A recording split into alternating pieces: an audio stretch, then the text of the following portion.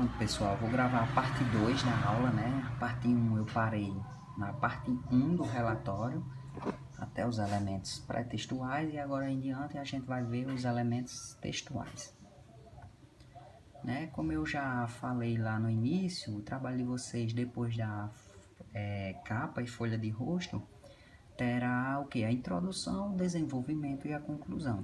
Então, a introdução é um texto introdutório, onde são citados os assuntos da pesquisa, a justificativa e o objetivo, né? Então, você vai dizer sobre o que você vai falar, dizer de forma simplificada, de maneira que o leitor entenda de cara, né? Então, sem muitos arrodeios, sem muita enrolação, dizer de forma simplista, certo? Da maneira mais simples possível, sobre o que você vai falar, o porquê você vai falar, que é a justificativa e o objetivo daquele trabalho. Aí no desenvolvimento é como se fosse uma redação de Enem, pessoal. No desenvolvimento vocês vão explanar a introdução. Eu mostrei do que eu vou falar, certo? E agora a parte do trabalho onde a ideia é exposta e desenvolvida. Vou falar disso no desenvolvimento. Eu vou articular o que eu vou falar com a literatura, certo? Então, se eu vou falar sobre a saúde bucal de idosos, sobre escovação de crianças, então o que é que tem na literatura? Quais são as minhas ideias? Tudo com coesão e coerência, certo? É no desenvolvimento onde você vai botar aquela revisão da literatura que foi a primeira aula, certo? De maneira coerente, de maneira concisa, com argumentos fortes, defendendo sua ideia, certo? Defendendo sua ideia e ponto de vista não, perdão, não é um artigo de opinião não. Você vai trazer suas ideias sem defendê-la e conversar com a literatura, entendeu? Aqui você deve tratar do assunto detalhando. Então, detalhe o assunto, explana mesmo sobre o assunto, certo? Dialogando com a literatura. E a conclusão é a finalização de todo o estudo. Aqui o tema tratado é concluído, os resultados são apresentados. A parte 3, que são os elementos pós-textuais. Referências.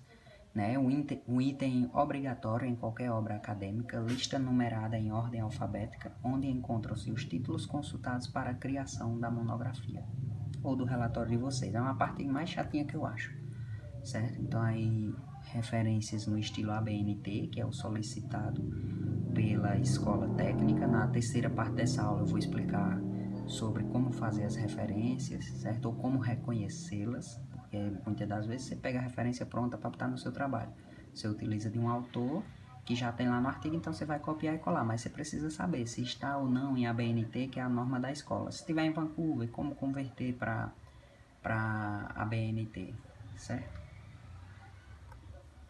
Definindo as margens da ABNT, que já foi correção que eu fiz para vocês da capa e da folha de rosto. Eu até gravei vídeos sobre isso no grupo, mas aqui eu vou enfatizar de novo.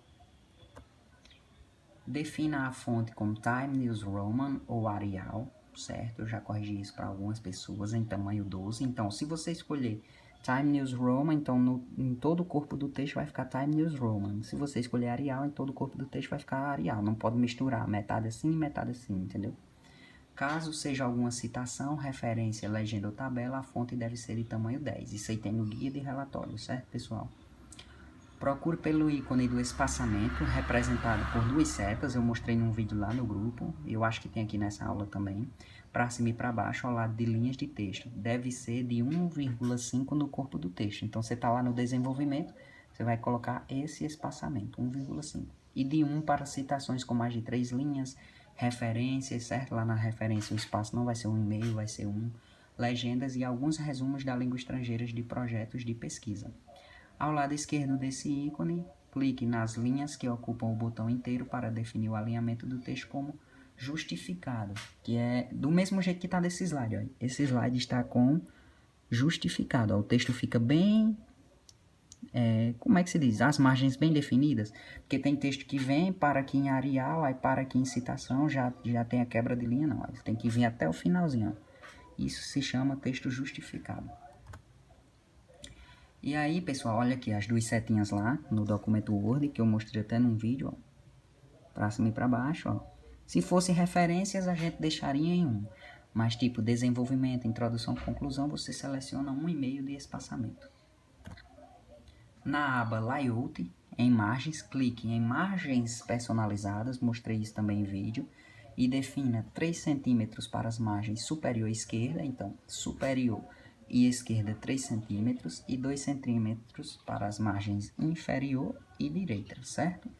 Em tamanho selecione A4, em colunas selecione 1. Em alguns artigos acadêmicos pode ser aceitável usar 2 colunas, mas no caso de vocês será só uma mesmo. Ó, aba layout, ó. Então você aperta layout da página lá em cima, aí vem aqui margens, aí aqui margens personalizadas vai abrir essa janela. Ó, superior 3, esquerda 3, inferior 2, direita 2. Muita gente errou isso aí. Eu já mandei corrigir e falei no privado de cada um que errou isso aí, certo? Então agora vocês já sabem como corrigir. Tamanho. Tamanho do papel A4, certo? Geralmente A4 já fica. E colunas também, ó, em layout da página ainda. Você vem aqui em layout, ó, colunas normalmente também fica uma já, certo? Isso aí ninguém teve problema com isso não, certo? Então essa foi a segunda parte da aula, pessoal. E eu vou gravar a terceira sobre referências e por hoje acaba, depois da terceira parte.